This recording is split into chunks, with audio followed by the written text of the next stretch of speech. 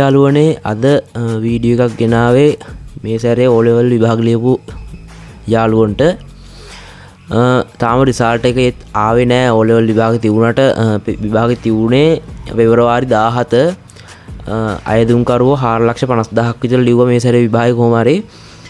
තාම ඒ රිසල්ට් එක ආවේ නැහැ. ගිය සැරේ නම් ප්‍රැක්ටිකල් ටෙස්ට් එක දීලා සති දෙකෙන් වගේ රිසල්ට් එක ආවා.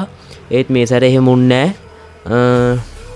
දැන් විභාග දෙපාර්තමේන්තුව දැනුම් දීලා තියෙනවා ඔය ලබන සතියේ එනවා මේ සතියේ එනවා කියලා. හරිනම් අද තමයි එන්න ඕන දවස්. අද මොකද සිකුරාදා. අද આવොත් තමයි සඳ වෙනකොට ඉස්කෝලේට රිසල්ට් ෂීට් එක යවන්න පුළුවන් වෙන්නේ ඕගොල්ලන්ගේ. ඒකට අද එන්න ඕන. හරිනම් මේ තින්නේ සාමාන්‍ය පෙළ ප්‍රතිඵල ලබන සතිය තුල නිකුත් කරනවා. ඒ කියන්නේ දැන් මේ සතිය ගැන තමයි කියන්නේ. හේතුව ඇවිල්ලා දැන් අපේ රිසල්ට් එක එන්ටර් කරන්න එපයි. පේපර් බැලුවට විතරක් හරියන්නේ නැහැ. සිස්ටම් එකට දාන්න එපයි. ඒක තමයි මේ පරක් වෙලා තින්නේ මේක පොඩක් ඩිලේ එක.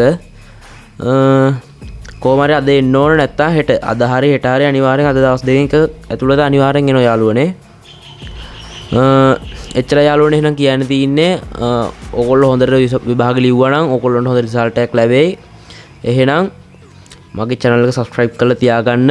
මේ වගේ interesting video ඉස්සරහට අරගෙන එනවා විභාග සම්බන්ධ. එතකොට තව tech gadgets ඔය එක video අරගෙන එනවා. subscribe කරලා තියාගන්න tech වලට ආස කට්ටිය. එහෙනම් අදට ගිහින් එන්නම්. බොහොම ස්තුතියි වීඩියෝ එකත් එක්ක රැඳිලා හිටියට.